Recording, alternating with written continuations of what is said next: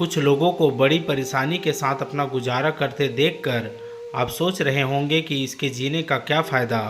पर हमें किसी के भी जीवन के बारे में ऐसा नहीं सोचना चाहिए, क्योंकि इंसान की ज़िंदगी में सब दिन हमेशा एक से नहीं रहते हैं। इसलिए हमें किसी भी तरह का अभिमान नहीं करना चाहिए। इस कहानी में भी उसी के बारे में बात की गई है। अगर आपने अभी तक हमारे YouTube चैनल को सब्सक्राइब नहीं किया है तो अभी जल्दी से सब्सक्राइब भी कर लें, ताकि आगे भी आपको ऐसी ही बेहतरीन ज्ञानवर्धक कहानी देखने और सुनने के लिए मिलता रहे। चलिए चलते हैं कहानी की ओर। एक व्यक्ति भीख मांगकर अपना गुजारा करता था। उसका वृद्ध शरीर इतना जर्जर हो चुका था कि उसकी एक एक हड्डी गिनी जा सकती थी।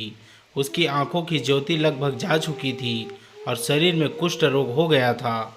एक युवक रोज उस भिखारी को देखता। उसे देखकर युवक के मन में घृणा और दया के भाव एक साथ उमड़ते थे।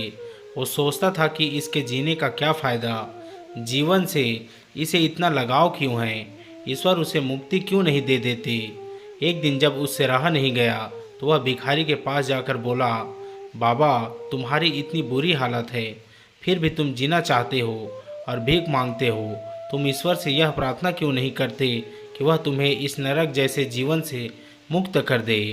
इस पर भिखारी कुछ देर तक मौन रहा, फिर बोला, बेटा, जो तुम कह रहे हो वही बात मेरे मन में भी कई बार उठती है। मैं ईश्वर से बार बार यही प्रार्थना करता हूँ, पर वह मेरी सुनता ही नहीं। शायद वह चाहते हैं कि मैं इसी धरती पर बना रहूं, ताकि दुनिया वाले मुझे देखें और समझे कि एक दिन मैं उन्हीं की तरह था।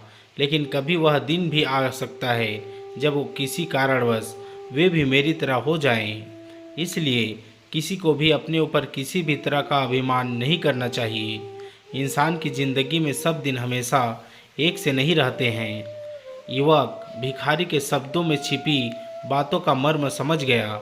उसे लगा कि भिखारी ने उसकी आंखें खोल दी है। इसके बाद जीवन भर उसने किसी के जीवन को हे समझने की गलती नहीं की। दोस्तों, वीडियो को पूरा देखने के लिए आप सभी लोगों का धन्यवाद।